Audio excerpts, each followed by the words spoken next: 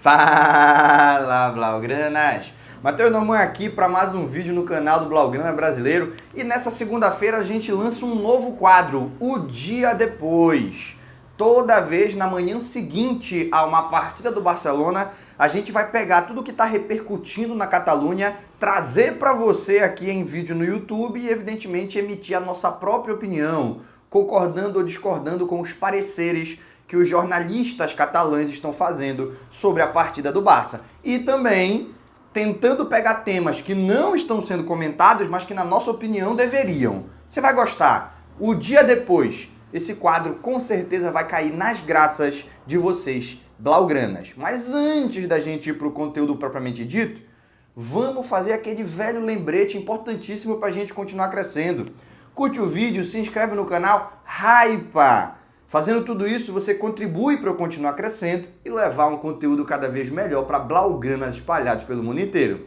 Já curtiu? Se inscreveu? Hypou?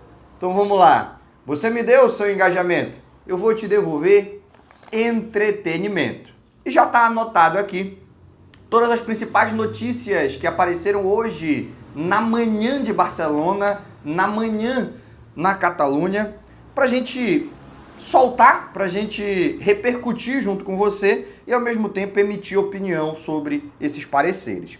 Primeiramente, está repercutindo muito o discurso em tom conciliador do Ter Stegen.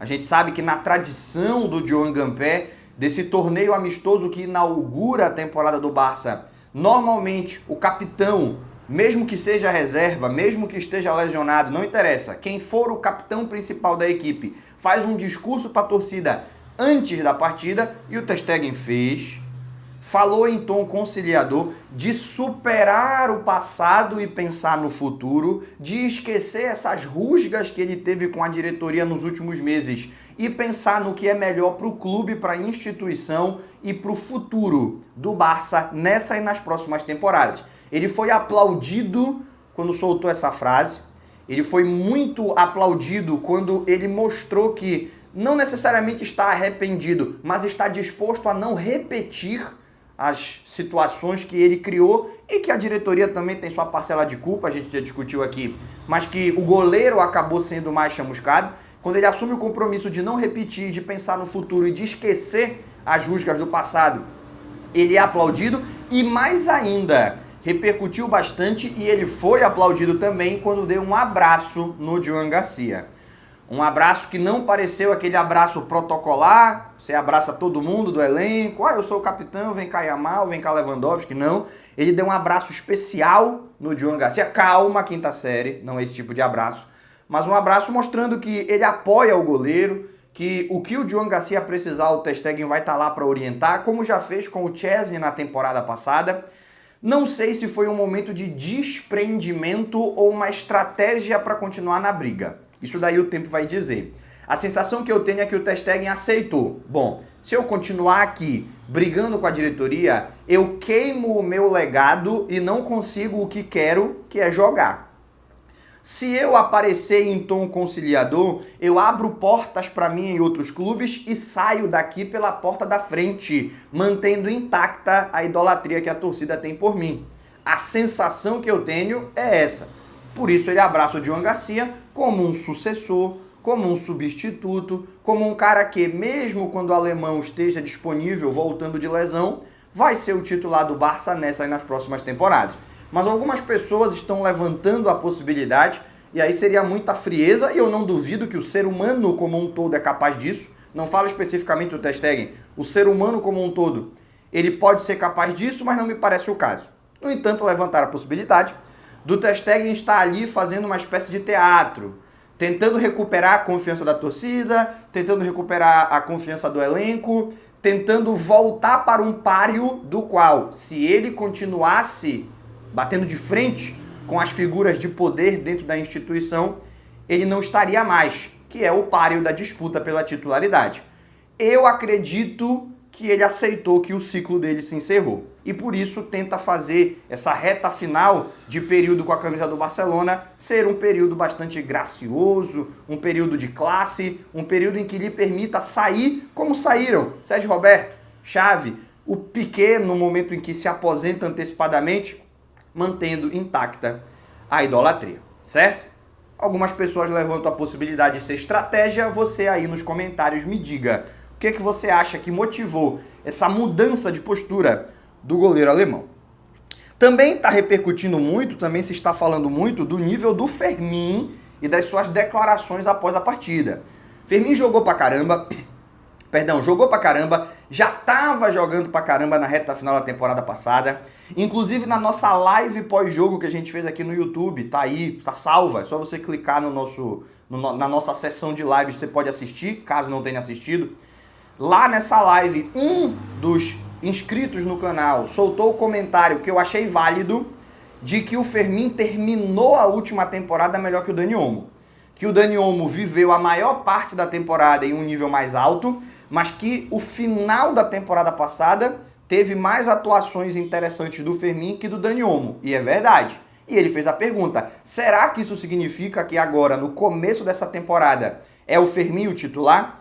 E é justamente esse o questionamento que se está fazendo na capital catalã, no centro administrativo da região da Catalunha.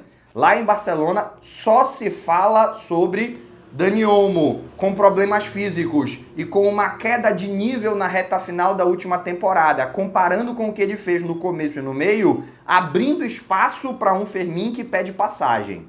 Essa dúvida foi levantada e provavelmente está também na cabeça do Hansi Flick. Eu pessoalmente acredito que por enquanto o Dani Olmo ainda é o titular e na estreia contra o Mallorca, recuperado dessa sobrecarga que o deixou distante, o deixou longe da partida contra o Como, ele vai voltar a estar no 11 inicial, mas que a distância entre ele e o Fermin, a hierarquia que separa o titular do reserva, ela é cada vez menor e sim, a ultrapassagem é possível. O Fermin foi escolhido o melhor jogador da partida, fez 2 gols. É uma partida de pré-temporada, é um torneio amistoso, mas a gente percebeu que ambos os clubes estavam levando muito a sério aquela partida. Entre o Como e o Barcelona, a gente teve 2 equipes que rodaram os elencos à medida que o tempo foi passando. Mas todo mundo que entrava com muita seriedade e o Barça passou a maior parte do jogo sem colocar o fundo do armário, sem colocar as últimas opções do elenco. Só nos últimos 20, 15 minutos, na verdade aos 75, 15 minutos, porque o juiz não deu acréscimo, né? Geralmente quando chega uma substituição nessa faixa, eu falo 20, porque tem os acréscimos do juiz, mas fica aí até a curiosidade, o juiz deu 0 minutos de acréscimo. Bateu 90 minutos, ele disse, só me pagaram para apitar 90. Eu que não vou dar acréscimo aqui nessa desgraça. E acabou o jogo. Então, só nos últimos 15 minutos entrou o fundo do elenco. O Hansi Flick levou muito a sério até a parada para hidratação do segundo tempo. E o Como, numa postura muito semelhante. Então, não foi um jogo oficial, mas também não foi um amistoso qualquer. Fermin arrebenta, mostra o seu nível e ganha a premiação de melhor jogador da partida. E o melhor jogador da partida faz um discurso também, não é só o capitão. Pós-jogo, pega o microfone, vai falar sobre o seu desempenho, vai responder perguntas bastante burocráticas que se faz para quem ganha prêmios do tipo, mas ele toma a iniciativa, ele fala para o estádio e o estádio comemora como se fosse um gol. Quando ele diz que ignorem os boatos. A gente já tinha trazido essa informação aqui. Mas ele confirma, com o microfone na mão, para todos os culers, os blaugranas escutarem no mundo inteiro. Ignorem os boatos. Não saio do Barcelona. O meu futuro é aqui. Lembra daquela conversa que tinha, que o Manchester United ia fazer uma oferta e a diretoria estava disposta a aceitar, porque era um dinheiro muito bom, ia salvar o fair play financeiro da instituição. Lembra daquela conversa? A gente já tinha falado sobre o boato, mas dito, porque ele estava muito longe de se concretizar, de ser verdade. Lá no Instagram, aqui no YouTube, e aí o Fermin vai lá e confirma que nem tudo que reluz é ouro, nem sempre que tem fumaça tem fogo. Às vezes você só queimou o almoço, né? Então o que acontece é que o Fermin, apesar de todos os boatos de que o Manchester United vinha forte para contratá-lo, nunca esteve perto de sair do Barcelona. Não é isso? Um outro ponto que está repercutindo muito é o nível coletivo da equipe. A gente falou na live de ontem e hoje os principais setoristas, comentaristas exclusivos do Barcelona, começaram a ter a sua atenção captada também para esse fato, de que normalmente, para demonstrar esse nível de automatismos e entrosamento que o Barcelona demonstrou ontem contra o Como, a equipe precisa de um mês de temporada. É lá para setembro, às vezes até outubro, que a equipe consegue se encontrar, absorver todos os conceitos táticos do treinador, incorporar os reforços no seu sistema de jogo, e o Barcelona ainda na pré-temporada já conseguiu isso. O gol do Rashford me chamou muita atenção, não foi citado pela imprensa catalã, mas é um exemplo do que está sendo citado. E o gol do Rashford me chamou muita atenção porque ele toca a bola pro Rafinha sem olhar, pô. Ele vê onde o Rafinha tá antes de disparar, recebe o passe do Fermin, ele sabe que não é para chegar cruzando de primeira, porque o Rafinha ainda não vai estar livre e ele não tá olhando mais. Dá um tapa, se coloca numa posição mais favorável para o cruzamento no segundo pau, ganha tempo para o Rafinha fazer a ultrapassagem no zagueiro, porque naquele momento o zagueiro ainda estava mais adiantado. Se ele chega cruzando de primeira, o zagueiro corta. Ele dá um tapa, se coloca numa posição mais favorável, dá o tempo do Rafinha chegar mais perto do gol, e aí sim ele faz o cruzamento e tudo isso sem olhar. Ele olha antes de correr e depois ele já sabe tudo que ele tem que fazer, tudo que o Rafinha vai fazer, e onde que a bola tem que chegar. Isso é automatismo, entrosamento, compreensão tática, inteligência na absorção dos conceitos do treinador. Não pensa que isso foi improvisado. O Rashford e o Rafinha se entenderam ali porque naquele momento eles estavam inspirados. Não, isso é treinado, isso é repetido, isso é compreendido durante a semana. E aí no sábado, no domingo, na rodada, no jogo, isso é repetido, isso é executado. E foi executado à perfeição. E eu estou usando esse gol como exemplo, mas a gente pode pegar várias outras jogadas em que quem está com a bola sabe para onde tem que olhar e quem está sem a bola sabe para onde tem que correr. O Barcelona dá, principalmente aos seus atacantes, liberdade na tomada de decisão, mas a melhor maneira de fazer isso não é tocar a bola no Yamal e dizer resolve. É dar a bola nele, consciente de que ele tem liberdade para o improviso, ele é o talentoso, ele é o grande jogador, mas que todos os companheiros têm que saber as opções que tem que dar para ele, tanto para a jogada individual ficar mais fácil, porque quando você se posiciona no lugar certo, você tira a cobertura de cima de quem está com a bola, ela tem que te acompanhar para você não receber o passe na cara do goleiro, quanto para ser uma opção, se todo mundo fechar no Yamal, ele soltar a bola. E o mesmo vale para o Rafinha, o mesmo vale para o Rashford, o mesmo vale para o Pedri, todo mundo compreendendo muito bem o que tinha que fazer. Fala-se, inclusive, e aí eu vou citar a mídia de Madrid, em um Barcelona assustador, porque muito cedo na temporada já está em um nível coletivo que o que se espera de uma equipe é que seja alcançado no final de setembro, no começo de outubro. Que assim seja, que realmente seja um Barcelona assustador e que o Real Madrid, que os jornais que falaram sobre um Barça assustador cobrem e às vezes transmitem o sentimento da torcida do Real Madrid, que eles sigam assustados e que no Clássico de outubro a gente consiga a 5ª vitória consecutiva. 4 na temporada passada, mais uma que se desenha. Beleza? E agora a gente entra nos assuntos que não estão sendo tão comentados, mas eu acho que deveriam.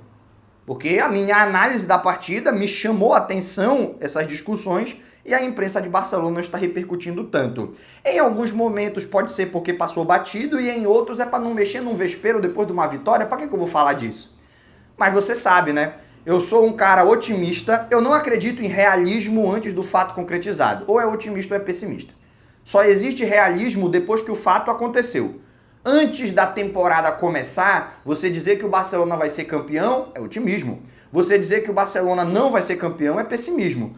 Não, mas a minha análise não. A minha é a realista. Para! Realismo só depois do fato concretizado. Antes dele, ou você está enxergando os elementos positivos e achando que eles vão ser preponderantes, ou você está enxergando os elementos negativos e achando que eles que vão dominar. Não tem como ser realista antes do fato concretizado. Depois, lá no meio da temporada, dá para ser realista. Agora, ou é otimista ou é pessimista. Eu sou um cara otimista nesse sentido, não no sentido de iludido, mas de enxergar os pontos positivos e achar que eles serão dominantes nesta temporada. Eu já tive temporadas de pessimista, achar que ia dar errado. Nessa, eu estou bastante otimista. E eu acredito que, mesmo assim, cabe a mim trazer informações as mais completas possíveis, e por isso tem alguns pontos que deveriam estar sendo abordados. Para mim, a titularidade do Araújo ontem, passa uma moto aí com escapamento bastante barulhento, não sei se o microfone captou, mas até me desconcentrou. Disputa pela zaga, isso devia estar sendo mais abordado. A titularidade do Araújo ontem, ela está sendo dada como um sinal de que o Flick já se decidiu e de que o Araújo é o titular dessa temporada. O Ter Stegen não estando disponível para ser o titular, ou pelo menos nesse período que está lesionado, não estando disponível para estar em campo, é o Araújo que vai usar a abraçadeira de capitão. Então, olhando para essa partida do como uma definição do que será a temporada no quesito disputa pela zaga. Eu discordo. Eu acho que a gente tinha que estar discutindo muito mais isso aqui. Primeiro porque o Araújo foi, dos que saíram jogando, o que teve o desempenho mais irregular.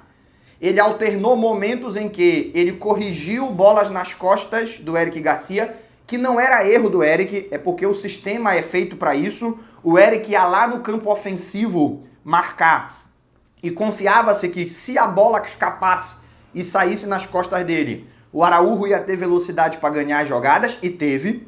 E isso a gente sabe que ele é excepcional. Nessas disputas físicas, quem corre mais, quem tem mais raça, quem tem mais força, ele vai ganhar de 95% dos atacantes no mundo. Pouquíssimos são mais rápidos, pouquíssimos são mais fortes. E talvez só o Haaland seja rápido e forte, tanto quanto o Araújo, o Marcos Thuram também. Nessa disputa física, o Araújo vai levar vantagem na maioria das jogadas, mas ele teve algumas dificuldades, que são dificuldades que a gente já sabe de muito tempo. Todo mundo deixa ele livre porque sabe que ele tem mais propensão a errar o passe. E ele, ao invés de entender que ele não está livre, estão deixando ele livre de propósito, ele tentava a bola longa, e era a bola que saía pela lateral, e era a bola que saía em tiro de meta, e era a bola que não tinha como o atacante ganhar, não tinha como o atacante pegar, e insistiu em bolas longas no primeiro tempo. No segundo tempo, talvez o Hans Flick tenha chamado, talvez ele próprio tenha percebido, houve a compreensão que ele estava livre de propósito, não era um acidente, esqueceram de me marcar, a proposta era não marcá-lo, para ele forçar essa bola longa, e é o mais provável de errar de todos os nossos defensores. Se a bola está no Baldé, no Koundé, no Eric Garcia, no Kubasi, no Christensen ou no Araújo, ele é o que tem mais chance de errar. No segundo tempo ele parou de tentar, mas ele começou a ter um outro tipo de problema, que foi a dificuldade no desarme. Ele começou a ter ali, tentar sair jogando e ser desarmado. Teve um lance que isso aconteceu. Teve um lance dentro da área em que ele ficou com tanto medo de fazer o pênalti que ele preferiu deixar o cara passar. E nas jogadas seguintes, o Kubasi mostrou como se faz, porque ele não fez o pênalti, cercou, deixou o atacante decidir. E quando o atacante definiu para que lado ia sair, ele botou o pé e fez o desarme, travou o lance, conseguiu impedir a progressão. O Araújo teve dificuldade com isso, inclusive foi o lance que o atacante chuta mal, mas se chutasse bem, estava dentro da pequena área, o John Garcia dificilmente faria a defesa, se fizesse seria um milagre. Então eu acho que a gente tem que questionar a atuação do Araújo ontem. E tá vindo de um cara que já falou várias vezes que se o Araújo ficar, fechou a janela, o Araújo ficou, eu vou torcer para ele dar certo. E eu acho, ele já mostrou no passado o nível de um dos melhores zagueiros do mundo. O Araújo, até a expulsão contra o PSG, era mundialmente reconhecido como top 5, talvez top 3 zagueiros do momento. Aquela expulsão mexeu com a cabeça dele. Ele nunca mais conseguiu recuperar o seu nível. Ele vive ali uma constante insegurança no momento de tentar os desarmes, porque ele tem medo de errar, fazer um pênalti ou ser expulso de novo. Mexeu com a cabeça dele. Ele precisa recuperar essa confiança. E eu acredito que se ele recuperar essa confiança, ele volta a ser um dos grandes zagueiros do mundo. Nunca vai ser um zagueiro do estilo do Kubasi e do Christensen, técnico, consciente, na finesse, no passe e na saída de qualidade, mas na característica dele, ele tem potencial para isso, ele já mostrou que tem. Mas ao mesmo tempo, a gente precisa vê-lo ter atuações que nos chamem ao otimismo, que nos convençam que ele vai fazer isso com a camisa do Barça nessa temporada. E ainda não teve. A atuação de ontem me convida, inclusive, a achar que talvez seja melhor testar o Christensen contra o Mallorca, Já era a minha opinião anterior e a partida de ontem ela me convence mais ainda que o Araújo, seja por questões físicas, táticas ou técnicas, não é o melhor encaixe para essa defesa do Barça. Isso não está sendo discutido, mas para mim deveria. Outro elemento que não está sendo discutido, mas para mim deveria, é que o Eric Garcia ontem saiu no time titular. Que história é essa?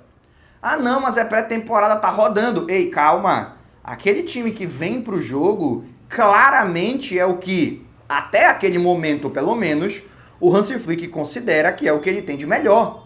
É Baldé, é Cubarsí, é John Garcia, é Pedri, é De Jong, é Rafinha, é Lamine. Ah, mas jogou o Rashford. Jogou porque o Lewandowski estava lesionado e o Ferran vem se recuperando de uma sobrecarga. Por isso o Ferran só entra no segundo tempo. Ah, mas não estava o Dani Olmo? Não estava o Dani Olmo porque tinha uma sobrecarga. Daí saiu o Fermin, que na ausência do Dani Olmo é o titular, concorda? Naquele contexto, o Araújo, pelo menos até aquele ponto, deve ser a prioridade do Hansi Flick. Eu discordo. E a gente tem liberdade para discordar. Todas as vezes que eu discordei, eu quebrei a cara, mas eu continuo me arriscando. Eu discordo, eu acho que deveria ser o Christensen, mas pro Hansi Flick, no momento, é o Araújo. E é o Eric Garcia, estando o Koundé em condições de jogo, tá lá o Eric Garcia jogando. Que história é essa? Por que ninguém tá falando disso? Deveríamos. Porque me chamou a atenção.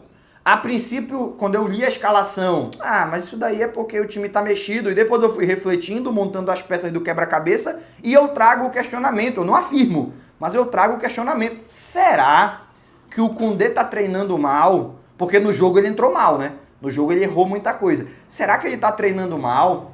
Será que ele não tá com o nível físico que faz dele um dos melhores laterais direitos do mundo? Ele precisa muito do vigor, da velocidade, da força. Ele não é um cara de técnica, ele é um cara de disputas físicas.